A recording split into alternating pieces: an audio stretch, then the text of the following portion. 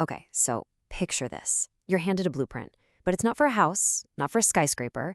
It's a blueprint for a divine dwelling, a portable sanctuary, literally designed for God to live in.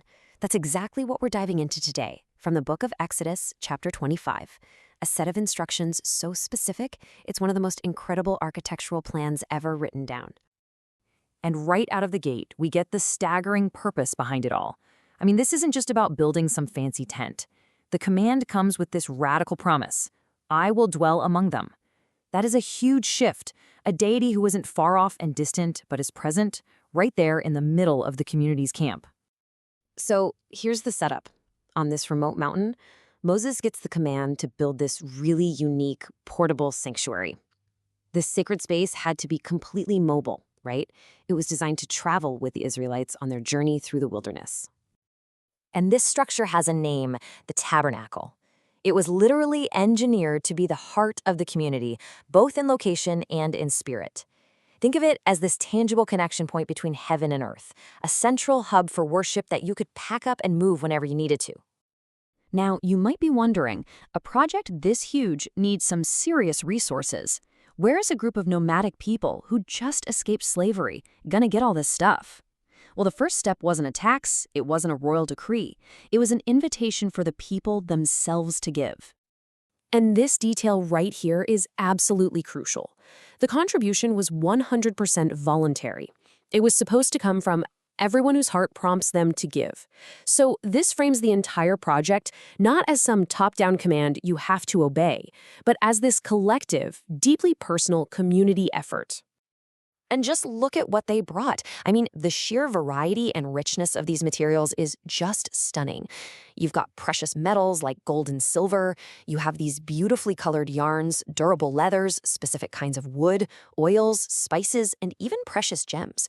It was a true community project, with everyone bringing what they valued most. So where does this incredible blueprint begin? Well, it starts with the most sacred object of all, the very first thing to be built, and the literal centerpiece of the entire tabernacle, the Ark of the Covenant. Now, what's so wild here is the precision. The instructions are exact. A chest of acacia wood, measured in cubits. Now, a cubit, that's an ancient unit of measurement. Think roughly the length of a forearm. So we're talking about a chest that was around 4.5 feet long, and get this, completely covered, inside and out, with pure gold.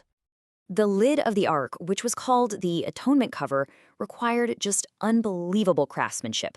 2 angelic figures, or cherubim, had to be hammered out of pure gold, all from one single piece, with the cover itself. Can you imagine the skill that took? Their wings were supposed to stretch out over the ark, creating this sacred, protected space. So, here's the crucial part, its function. The ark wasn't just a fancy box for the stone tablets of the Ten Commandments. No, it was designated as the actual police of communication, the meeting point where God's presence would rest, and where divine commands would be given directly. But the ark, as central as it was, wasn't the only piece of this divine puzzle. Let's move on to the other key furnishings in the blueprint, because each one had its own unique design and, you guessed it, a profound purpose. So here we have 2 essential items side by side. You've got the table of presence, also made of acacia wood and gold, and it was for a symbolic offering of bread. And then you have the golden lampstand, which was the only source of light inside the holy place. One symbolizes fellowship and provision, the other divine wisdom and presence. And the detail here on the lampstand is just mind-blowing.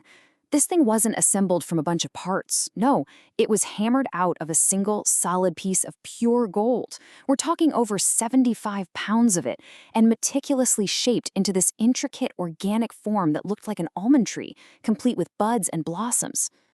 And how many lamps did this ornate stand hold? 7. And that number, 7, is a really big deal. It pops up all over the place in the Bible, right? It often symbolizes fullness, completeness, a kind of divine perfection.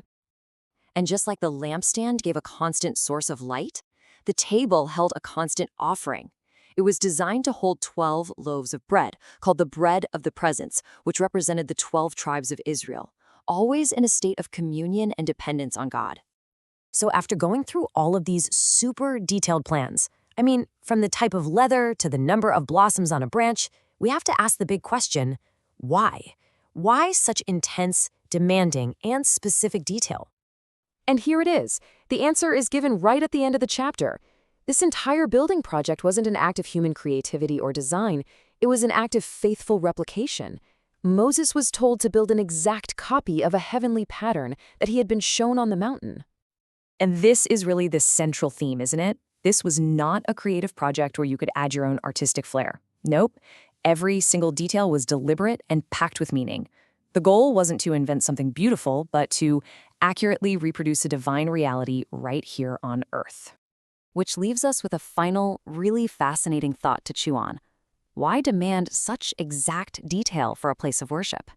Is it just a test of obedience? Is it about the power of symbolism? Or does it maybe suggest that to create a space for the sacred, the physical blueprint itself has to carry a profound, unchangeable meaning?